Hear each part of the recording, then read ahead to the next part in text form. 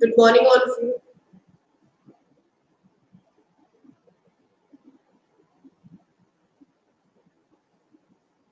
Good morning, all of you. Am I audible?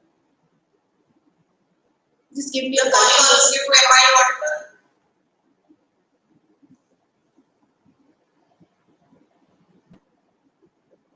give me a say write a yes or give me a thumbs up if my voice is audible to you so that we can start.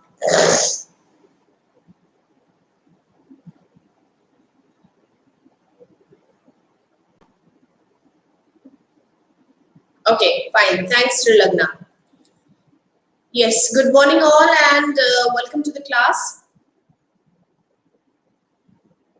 Today we are going to discuss a poem named The Children's Song, which is written by Joseph Rudyard Kipling. I hope you all have your books with you.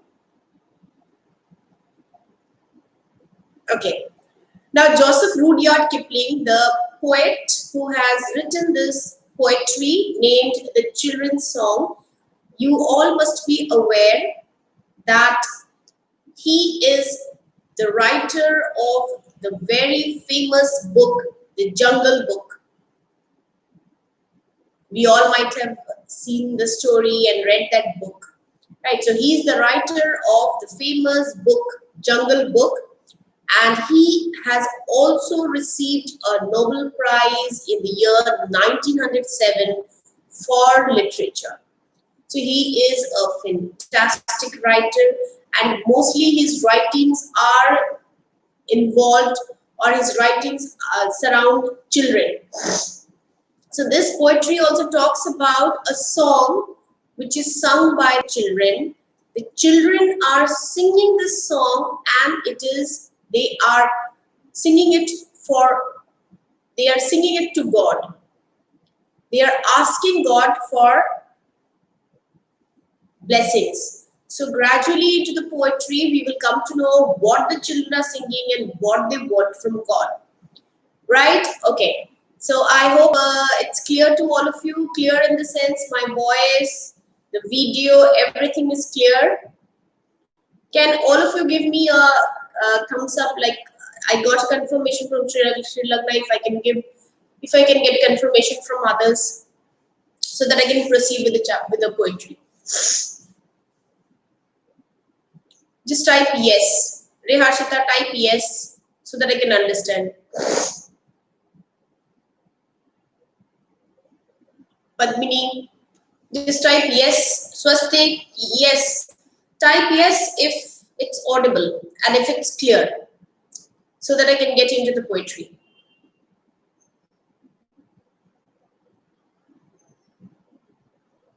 Okay.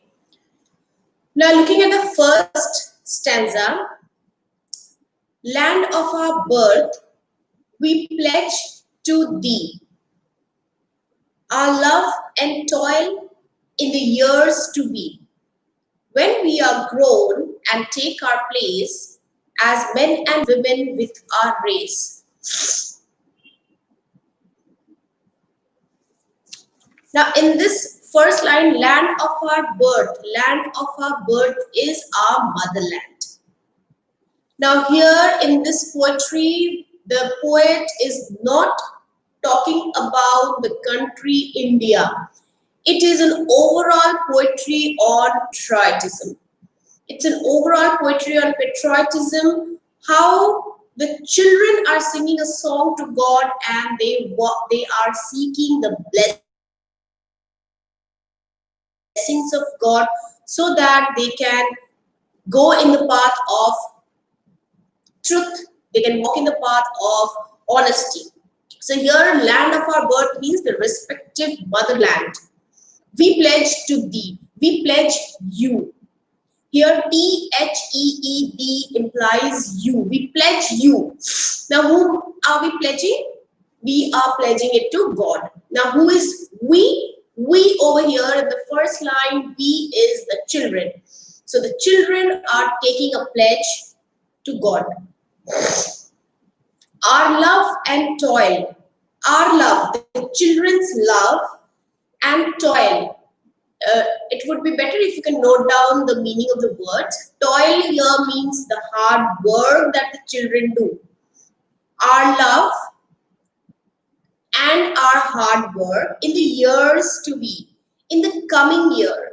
Now, when the children will grow up, what will they do? Their love and their hard work, they are pledging God that they will serve their country with their love and their hard work when in the coming years. That means when they will work, when they'll grow up. When we are grown and take our place, when we grow up, when the children grow up and take their responsibility. Take our place means take up the responsibility. You all are now in school. Now, once you grow up, you will be taking up your responsibilities. You will be working. You will be taking up responsibilities of your family, responsibility towards your nation, responsibility towards yourself. So when the children will grow up, they will take their own place. They will take up their responsibilities as men and women in our race. So when we grow up, we take up our responsibilities as men and women. We'll take up the responsibilities that men and women of our race have been taking up. I hope it's clear. The first stanza. Land of our birth, we pledge to thee our love and toil in the years to be, when we are grown and take our place as men and women with our race. Coming to the second stanza. Father in heaven, who lovest all, oh, help thy children when they call, that they may build from age to age an undefiled heritage. Okay, now the first line, Father in heaven, here is God. So somebody who's in heaven is God. Who lovest all. Now please make a note over here, lovest, L-O-V-E-S-T, lovest is an archaic word. Archaic word means it's an old-fashioned or old way of writing. See, long back, English is a very old language. Long ago, at the time of Shakespeare, the language was completely different. Not completely, but the language was somehow different. So at that time, they used these words. They mostly had these words: thy, thee, lovest, always. You will come to know later in the poetry. So lovest is same as loves. Lovest is same as loves. L-O-V-E-S-T is same as L-O-V-E-S. So here it means God who loves all. Now all over here is the children. Oh help. Okay, thy. Thy, thy is his. I have not come to the second line. Oh, help thy children. Oh, help his children. His children means help God's children. His over here is God. Because in the first line we are saying Father in heaven. So as it is Father, then it's his children. In this line, they are talking to God. When they call means when the children call God, call their father. Why will they call? They will call for help. They will call for blessing.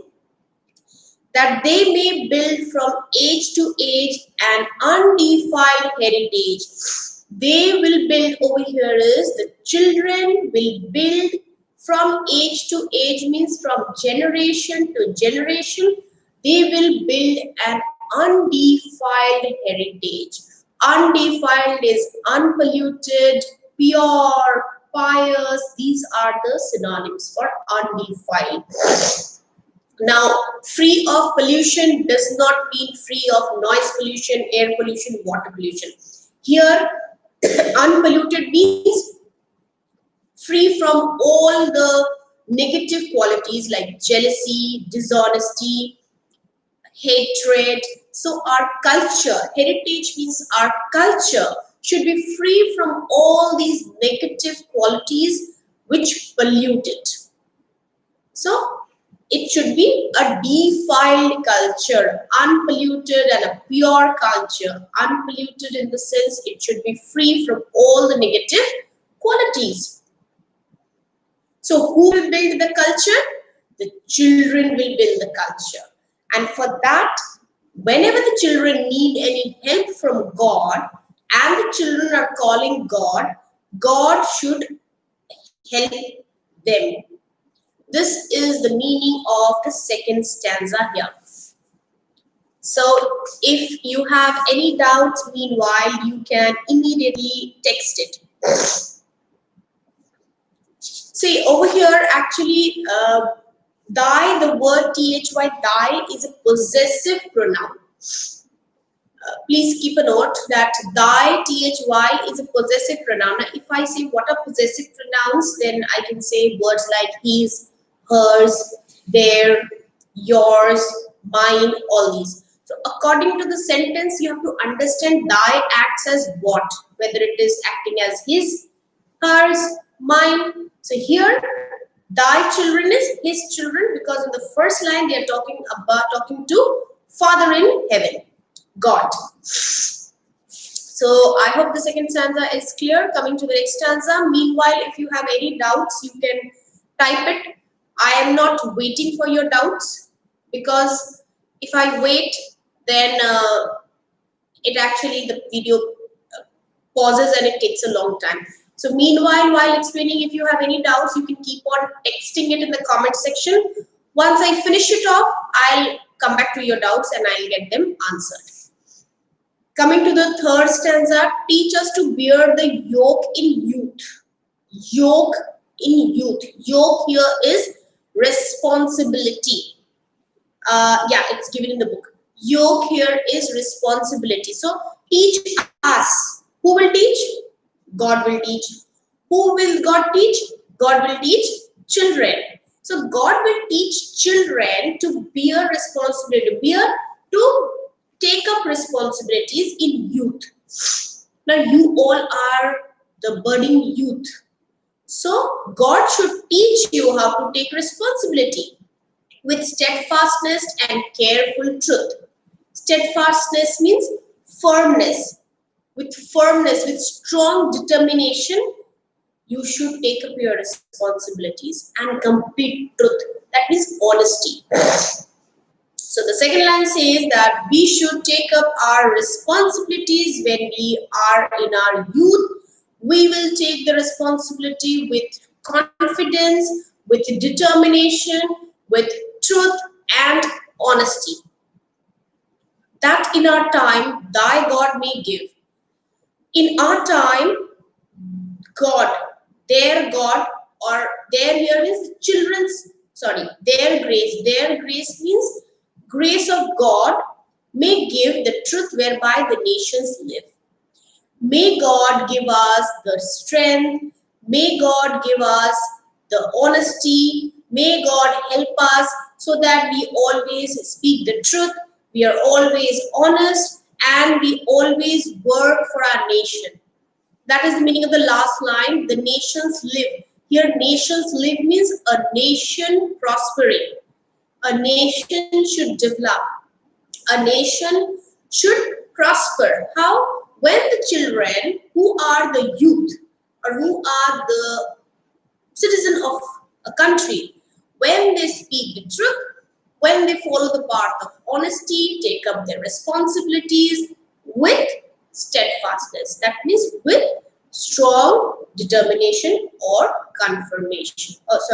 firmness. Strong determination or firmness. Am I clear till now? Stanza 3. You can type down your doubts if you have in the comment section.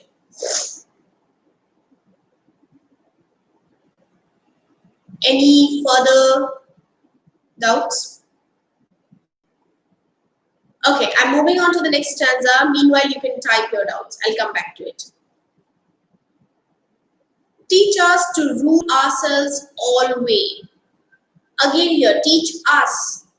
That means God will teach the children. Teach us to rule ourselves always. To rule ourselves means teach us so that we always remain or become a good citizen of our country. We can rule ourselves, we can keep ourselves away from all the negative things. Here you can mark one more thing, the word always, A-L-W-A-Y. Always is again an archaic form of always. It is same as always, but it is written as always as it is the old-fashioned English. So teach us to rule ourselves. Teach us so that we can control ourselves from all the negative thoughts, from all the negative work. We can control our desire to acquire things which should not be. Controlled and cleanly night and day. Controlled and cleanly means a disciplined. Night and day means life. So that we can lead a disciplined life that we may bring if need arise.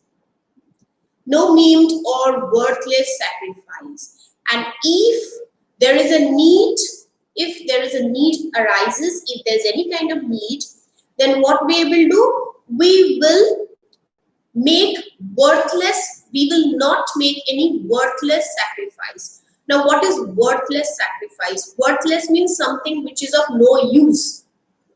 So, which sacrifices are of no use? For example, you might have seen people doing a lot of charity, donating a lot of things, but what they do, they openly flash it or they publish it. So what are they doing? Their main intention might not be helping the poor. Their main intention may be to gain popularity. So what are they doing? They are into worthless sacrifice. These kind of sacrifices are worthless. You are sacrificing for your country, doing something for your country, do it wholeheartedly, not just to show it off. That's what the meaning of the third stanza. I repeat once again the third stanza. Teach us to rule ourselves always. Teach us so that we can rule ourselves, we can control ourselves, we can control all our negative emotions like anger, jealousy, hatred. Control and cleanly night and day. That means so that we can lead a disciplined life that we may bring if need arise, no maimed or worthless sacrifice. And if need arises, we will sacrifice for our country, but we will not be sacrificing, making any sacrifice which is worthless and maimed. Maimed also means useless over here. Actually, the right meaning of the word is injured. When somebody is injured, somebody is hurt. But here in this stanza, it means useless, worthless, or you can say half-hearted. What is half-hearted? When you do a work half-hearted, when you don't have proper concentration or determination to do anything. For example, when you study, if you do it wholeheartedly, you excel in your studies. But when you do it half-heartedly, you give half of your attention to it and the rest half to something else. So when you are doing something half-heartedly, you may make a lot of mistakes, you may not succeed in that. So whatever sacrifice you're doing, it should be wholeheartedly done. Am I clear till now? Just give me a thumbs up because we have covered half of the poetry. I do not want to proceed further until I get a confirmation from all of you. Swastik, Padmini, Shobhandeep, Reharshita, Sai Srilagna. And I got a good morning from somebody. Yes, Atish Mohanty. Good morning. Just write a yes or give me a thumbs up if you've understood. We have already covered half of the poetry and the rest 4 stanzas will be done.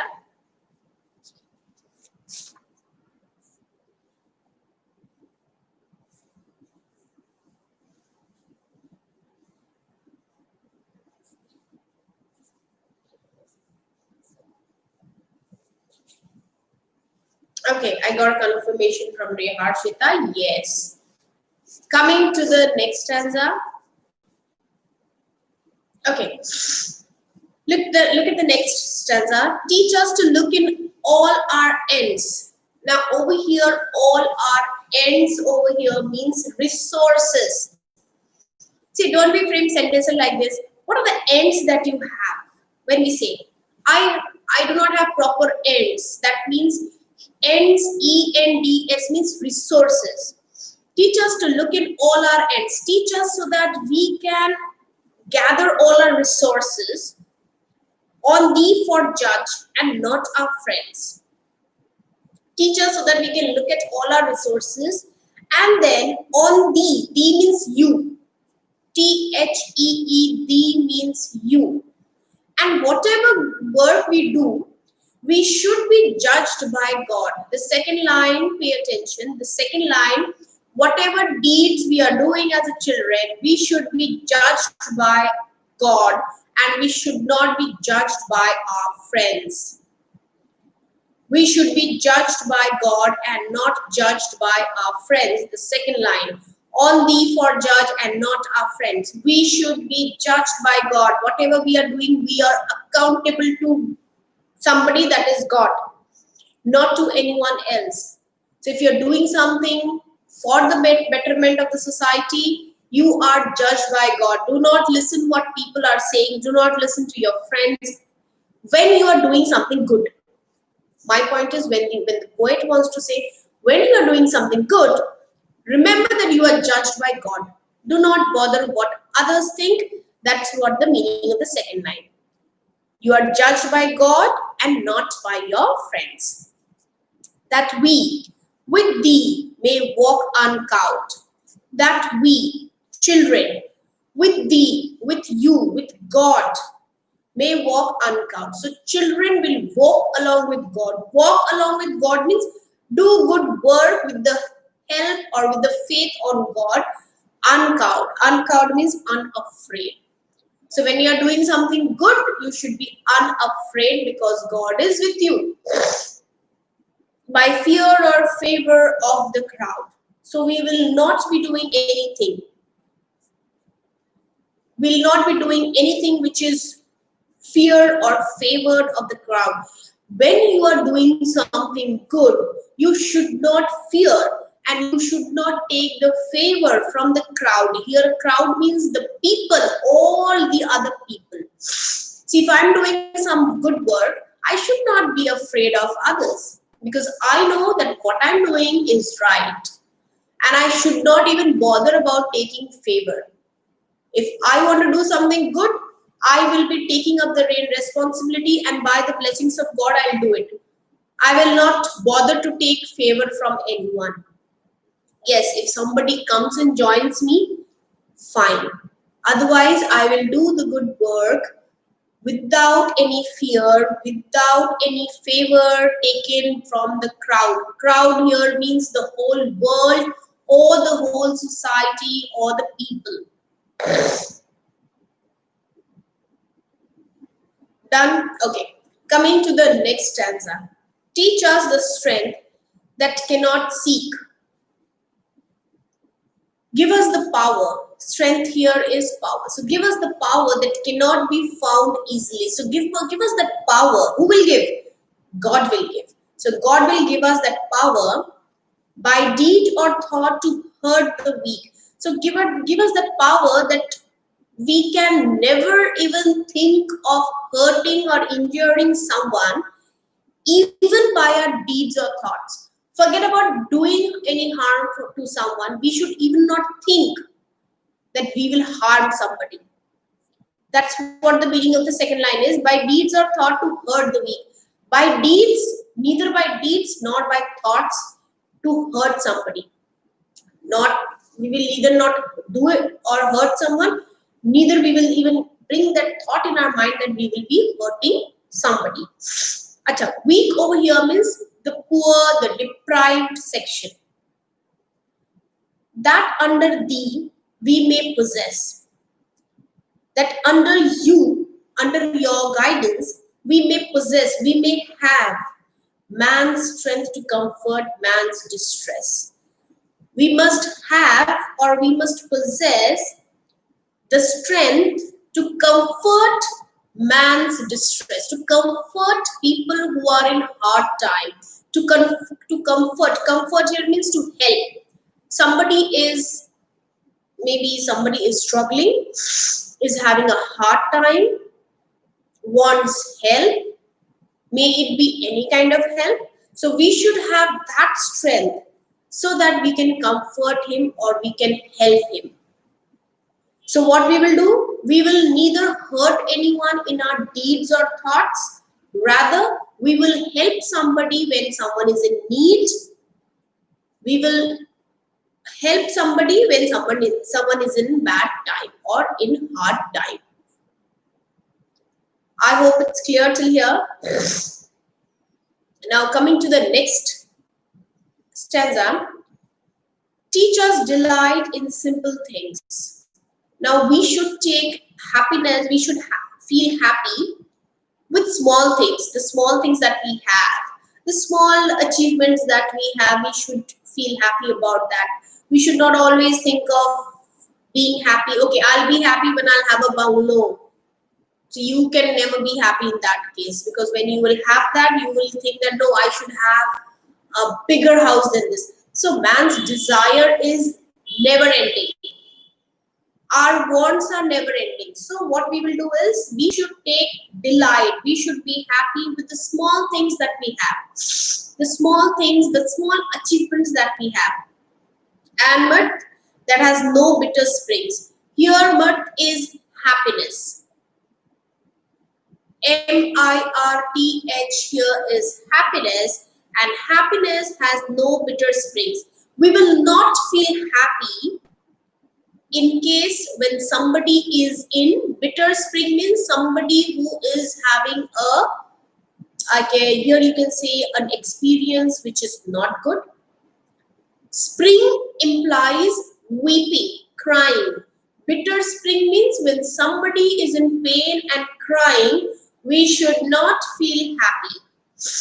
And happiness that has no bitter spring. So we should not feel happy when somebody is in pain, when somebody is crying, when there is a bitter spring, when there is something bad happening, something wrong happening, we should not draw happiness in that.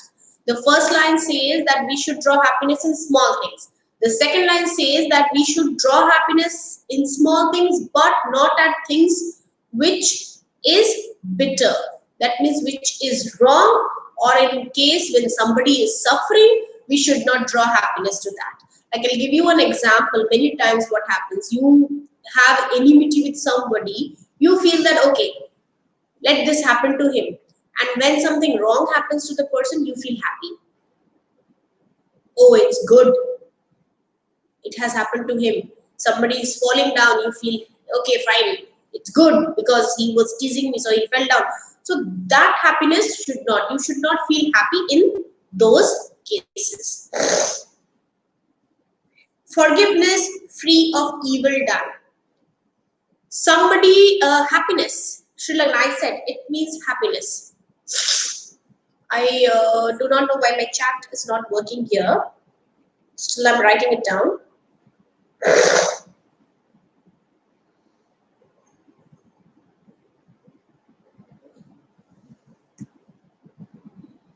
Yeah, let's see. Forgiveness free of evil done. When somebody is doing something wrong, evil done means somebody who's doing wrong. We should have a big heart to forgive him or her. See, forgiveness, there is nothing ever being forgiveness. We should always have a big heart so that we can forgive somebody who does something wrong. Forgiveness free of evil done. We should forgive somebody who is doing a wrong thing or who has done something wrong. Somebody has hurt me, somebody has misbehaved with me. What do? Misbehave with him? No. Forgiveness is the best path. If somebody is doing wrong to you, he will be getting his own result, or I can say punishment. But you should have a big heart enough to forgive the person. and love to all men beneath the sun. And whoever men are here, we should love all of them. Swastik, we are now discussing why are you jumping onto poetic devices. First is discussion of the poetry, then we'll come to the poetic devices. We have to go step by step. Okay. And love to all men beneath the sun. And we should love to all the people beneath the sun. Beneath the sun means everybody who is under sun, under the on earth, it means. So we will forgive somebody who does something wrong, and we will love everybody who is beneath the sun. The last stanza. Land of our birth, our faith, our pride. Land of our birth over here is our motherland, which is our faith. Our faith is on our motherland. We have faith on our country. We are proud of our country. For those dear sake, our fathers died. Now, for this country, for this motherland, for this birthplace of ours, our forefathers have given up their life. They have died.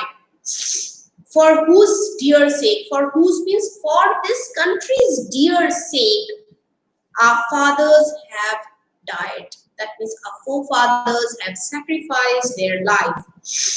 O motherland, we pledge to thee, O motherland. Here we are directly talking to motherland, right? We pledge to thee, we promise you. Thee over here is promise. We promise you that we will serve you with our head, heart, hand through the years to be.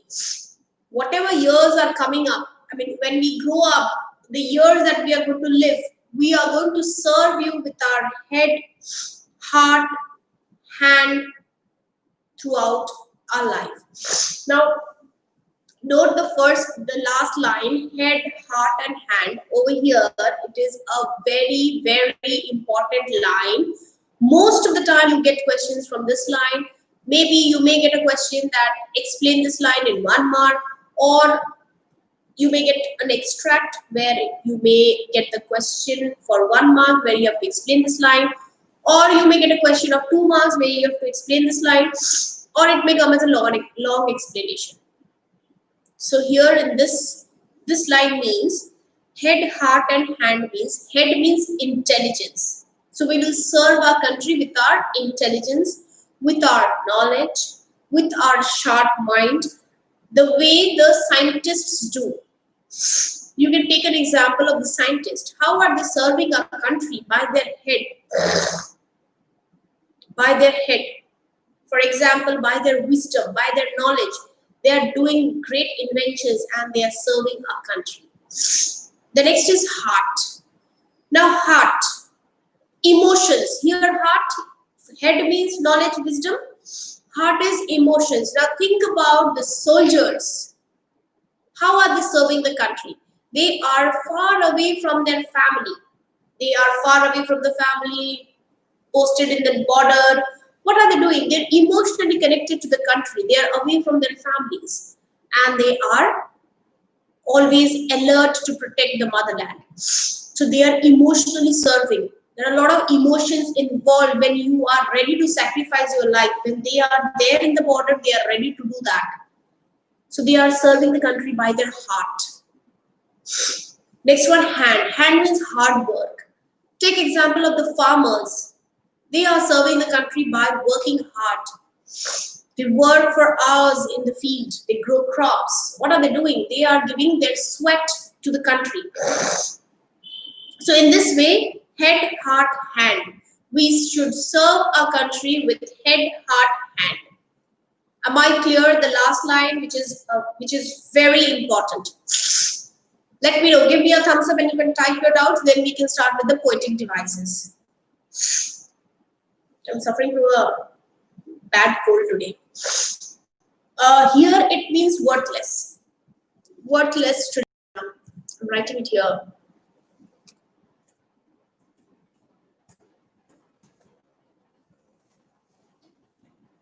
Any doubts you can type.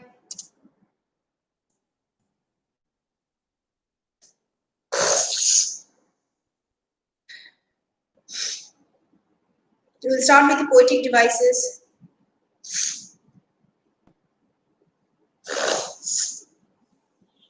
Half-hearted person. Yes, half-hearted person. Correct. Maimed is half. You can also say half-hearted person. Worthless. Somebody who does a work. As I said, when you are studying, you should be full. You should give full of your full concentration, not your half. So a person who is working with half-hearted will never. Yes. Sake means for somebody, like we say for the sake of God, please do this. For the sake of God, you should help poor. For somebody. Sake here means for someone, for somebody. That is what is the explanation of this.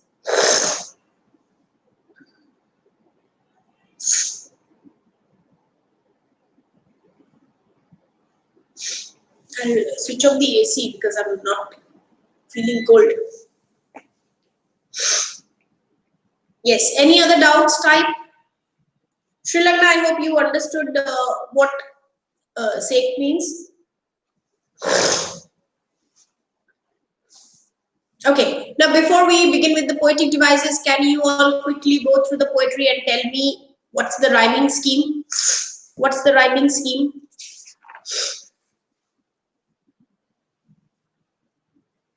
You tell me what is the rhyming scheme?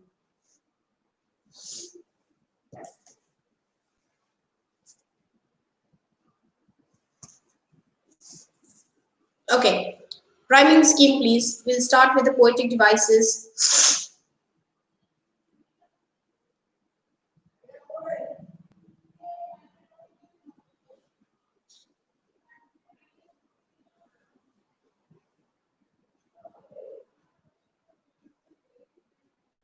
A B A B B. Okay.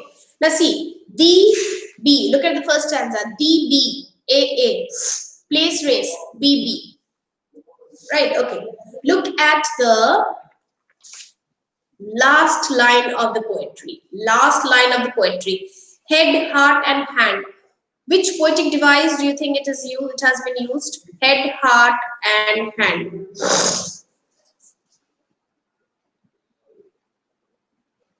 Head, heart, and hand.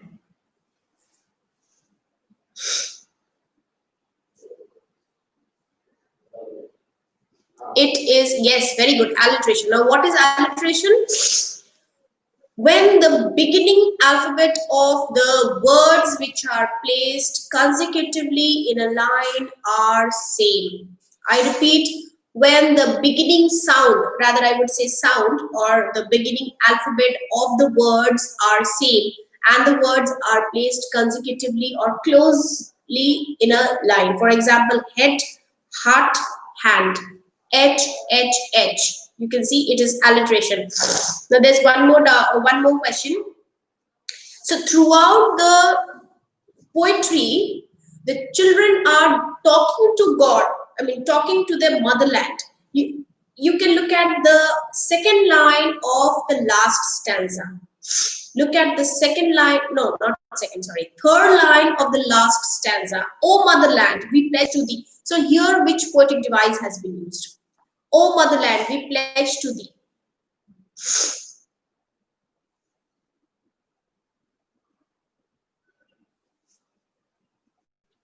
Any idea which poetic device has been used?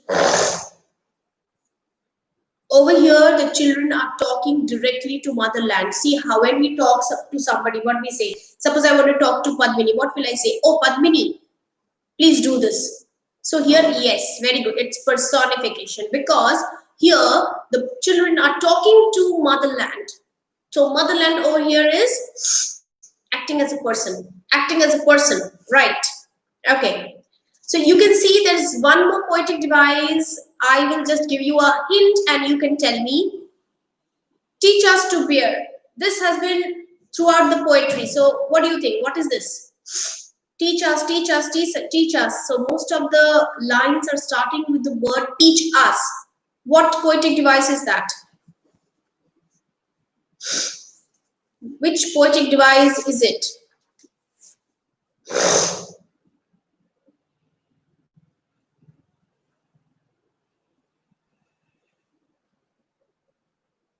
Repetition, correct.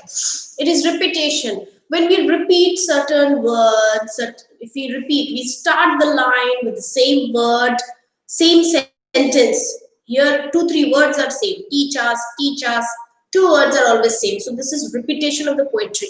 Can why this particular phrase teach us is repeated multiple times in the poetry? Any idea why is it repeated so many times in the poetry?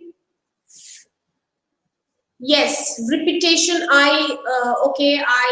answer is correct. Can you tell me why the poet has used teach us throughout the poem so many times? Any idea?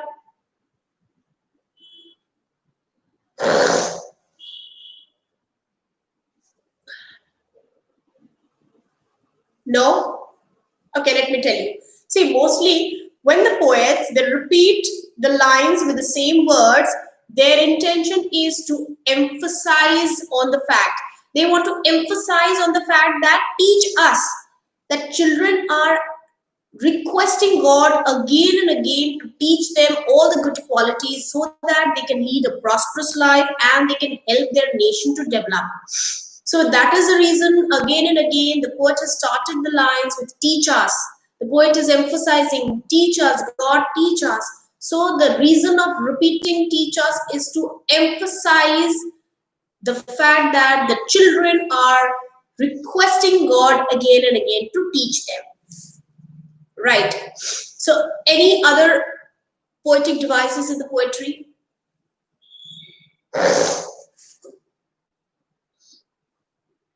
And any other doubts that you have, you can type it down.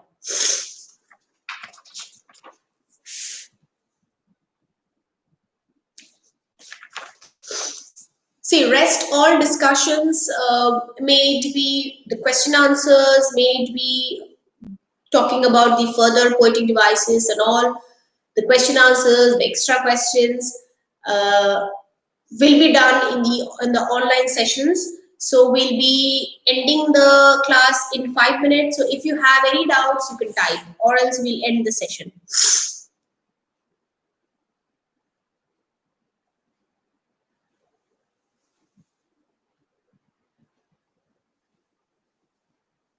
Any doubts you can ask, or we can end the session. Okay, one more. As you said, head, heart, hand is alliteration. There are again many alliterations in the poetry. You can find it out. For example, look at 1, 2, 3, 4, 5. Fifth paragraph, it is written fear or favor. Again, it's again another example of alliteration. Correct. Padmini, correct. Forgiveness free from. F, alliteration. Same thing with fear or favor. Fear, favor, alliteration. I will better write it. Fear, favor. That's also alliteration. You can find alliterations in the poetry. Again, controlled and cleanly. Controlled and cleanly. CC, alliteration. The beginning alphabet is same. Right. Okay. Anything more? No?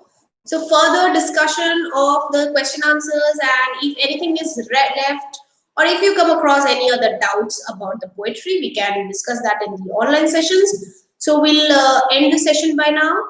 I hope it's clear to all. Right. So we'll end the session now. Just give me a thumbs up if, so that I can end the session.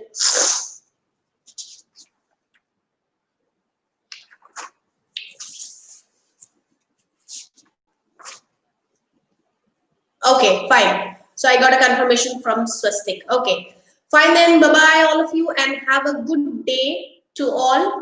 I think you all are having your online school online classes right now. So a very that we thee may walk uncount. That we thee may walk uncount. Here TT, but we need TT. If it's alliteration means the first alphabet should be same. So TT must be same. Yeah. Okay, fine. Anyway, it was nice that you all answered and you all wrote your doubts fine. Anyway, we'll end the class here. See you all in the next session. Bye bye. Have a good day. Bye, all of you.